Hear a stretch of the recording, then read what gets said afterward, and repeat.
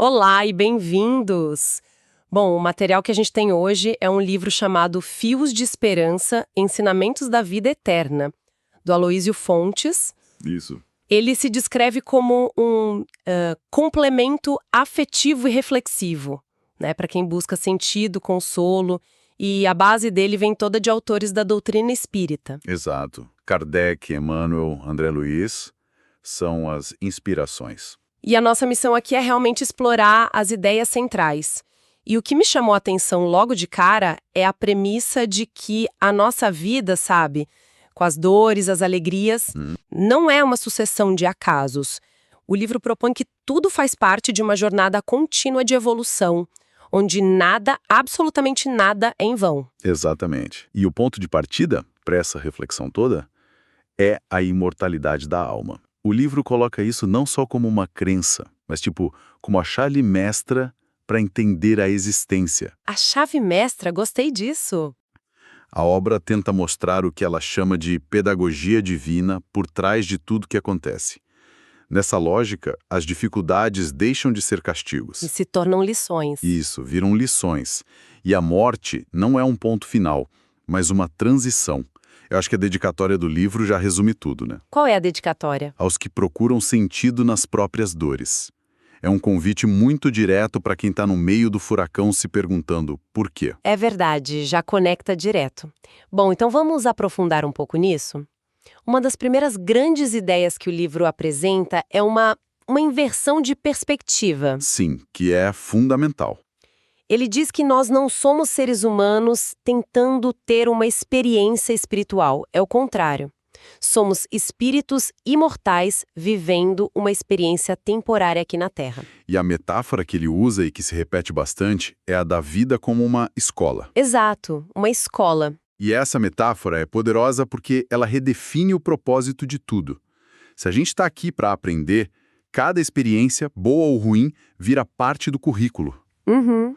E isso leva direto ao conceito da reencarnação, ou como a obra chama, a pluralidade das existências. Certo. E o fascinante é que essa abordagem tira a reencarnação daquela ideia de karma puramente punitivo, sabe? Ah, sim. A ideia de que você está só pagando por algo. Exato. E a coloca no campo da pedagogia, da educação. Psicologicamente isso muda tudo. A pessoa deixa de se ver como alguém que só está quitando uma dívida e passa a se ver como um aluno. O aluno num processo contínuo. Isso.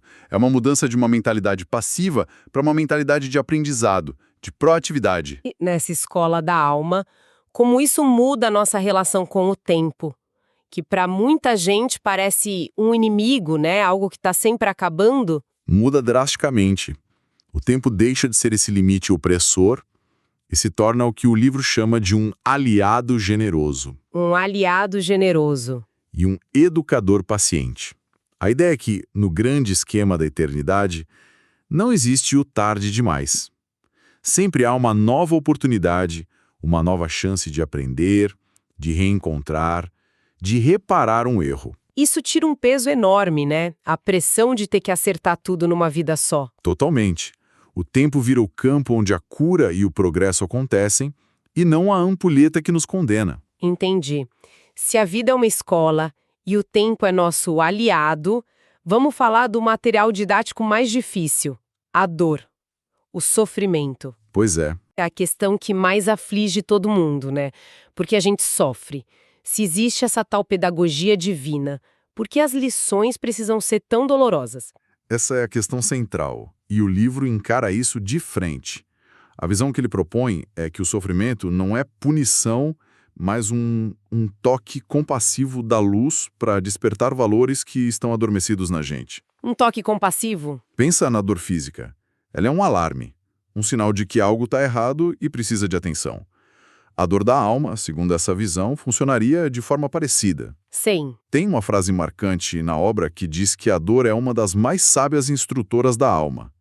É através dela que, muitas vezes, a gente desenvolve humildade, empatia, resiliência. Mas essa ideia não corre o risco de levar a uma certa passividade? Ou pior, a uma culpa? Tipo, a pessoa pensar, se eu tô sofrendo é porque eu escolhi, eu mereci, então tenho que aguentar calada. Essa é uma preocupação muito válida. E o livro tenta resolver isso fazendo uma distinção clara entre provas e expiações. Ok, qual a diferença? As provas seriam desafios que o próprio espírito, num estado de maior lucidez antes de reencarnar, escolhe para si. Como um atleta que escolhe um treino mais pesado para fortalecer um músculo. Para acelerar o desenvolvimento de alguma virtude, tipo paciência ou coragem. Exatamente. Já as expiações seriam as consequências naturais de erros do passado regidas pela lei de causa e efeito. Mas, e aqui está o ponto crucial, Uhum. o livro apresenta essa lei não como um código penal cósmico, mas como uma lei de educação. O objetivo nunca é o sofrimento pelo sofrimento, é o aprendizado. Então, o foco é no que se aprende com a situação. Isso. A obra até cita a Joana de Ângeles. Sofrer é oportunidade de ascensão. A ideia não é se resignar à dor, mas entender o propósito educativo dela para encontrar força para superar e se transformar. Não é sobre fatalismo, é sobre encontrar significado. Isso me leva a outra pergunta. Se o objetivo é aprender, e não só aguentar, quais são as ferramentas que o livro oferece para a gente ser um aluno mais ativo nessa escola? Excelente ponto. Para não ficar só recebendo as lições de forma passiva, sabe? Claro. E a obra dedica um bom espaço a essa parte prática, as ferramentas ativas. E a primeira, talvez a mais libertadora de todas, é o perdão. O perdão? O livro o descreve como um perdão libertador. E a ênfase é que perdoar não é um ato de bondade para com quem te ofendeu. Não é sobre o outro, então. Não, é um ato de inteligência emocional para si mesmo. O ressentimento é descrito como tomar um veneno esperando que o outro morra. Nossa, que imagem forte. Pois é, o perdão é o antídoto que a gente toma para se curar, para se libertar daquela corrente que nos prende ao passado e à dor.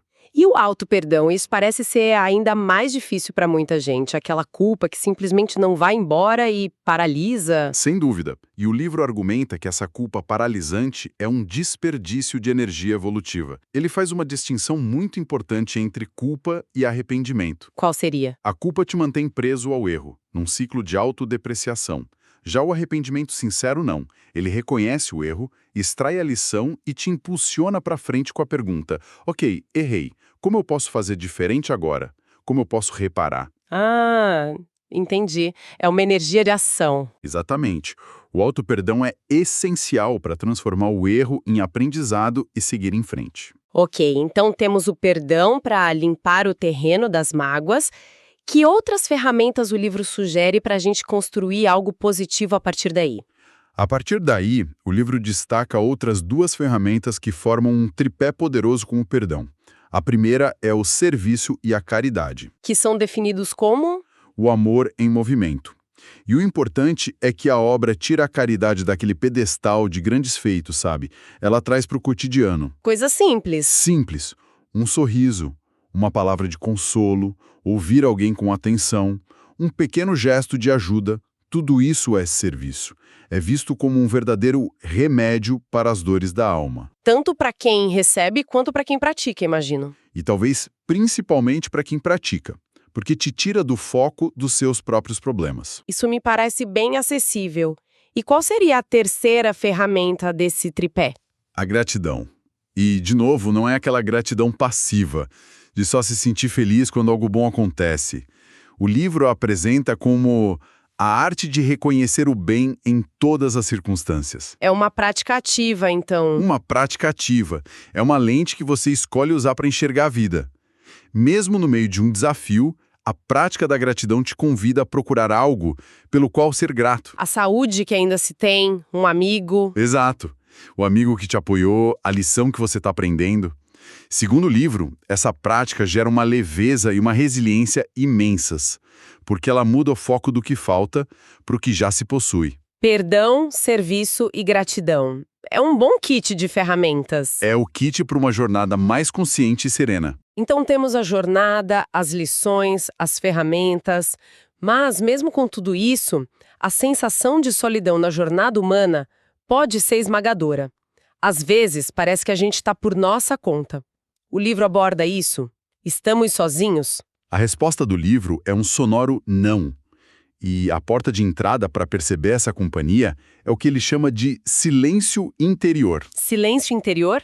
E não é um silêncio de ausência de som, mas um aquietamento da mente, das ansiedades. É criar um espaço interno para ouvir a voz da própria alma e, segundo a crença apresentada, a voz de Deus. A paz verdadeira vem de dentro, então. Exatamente. Não é algo que se encontra no mundo exterior. É algo que se cultiva por dentro. E como essa conexão, essa companhia se manifesta na prática? O livro fala de anjos, guias espirituais, ele fala dos benfeitores invisíveis ou mensageiros do bem. A descrição é muito bonita. São operários do amor que nos acompanham. Operários do amor. Mas é fundamental entender que eles respeitam nosso livre-arbítrio. Eles não são marionetistas que controlam nossa vida ou nos livram nos desafios que a gente precisa enfrentar. O auxílio é mais sutil. Muito sutil. Vem através da intuição, de uma inspiração repentina, de um pensamento bom que te ocorre, aquela força que você não sabe de onde veio num momento difícil, ou até através de uma pessoa que surge do nada para te ajudar. Ah, então os fios de esperança do título seriam essas conexões sutis, esse amparo que nem sempre a gente percebe. Exatamente. Os fios de esperança são essas conexões invisíveis que nos sustentam. E isso redefine o que é esperança. Deixa de ser uma espera passiva. Isso. Deixa de ser um tomara que as coisas melhorem. No contexto do livro, a esperança é uma força espiritual ativa, uma certeza íntima de que não estamos sozinhos e de que tudo tem um propósito. É a luz que nunca se apaga, como diz o livro. É a luz no porão da alma, mesmo nos dias mais escuros. E a ferramenta para fortalecer essa conexão, segundo a obra, é a oração, vista não como uma lista de pedidos, mas como um diálogo sincero que renova as forças. Entendi. Fazendo uma recapitulação, então. O que a gente extrai de fios de esperança é essa visão da vida como uma escola para o espírito imortal, uma jornada com propósito. Nessa escola, a dor não é a castigo, mas uma professora, às vezes severa, mas sábia. E nós não somos alunos passivos. Temos ferramentas como o perdão, o serviço no dia a dia e a gratidão. Exato. E, acima de tudo, a certeza de que não estamos sozinhos, sustentados por esses fios invisíveis de amparo e esperança. A mensagem que fica sob essa ótica é que nada é por acaso. Perfeito. E, para fechar, o livro deixa uma provocação interessante, quase um dever de casa. A obra sugere que a inspiração só ganha vida de verdade quando se transforma em atitude. Transformar a inspiração em ação. Isso. Ela propõe que cada gesto de bondade, por menor que seja, é uma semente que a gente planta e que, inevitavelmente, frutifica. Então, a reflexão que fica é, considerando essa visão, que pequenas sementes, quase invisíveis, poderíamos plantar no nosso dia de hoje, que, segundo o livro, se tornariam fios de esperança não só para nós, mas também para os outros ao nosso redor.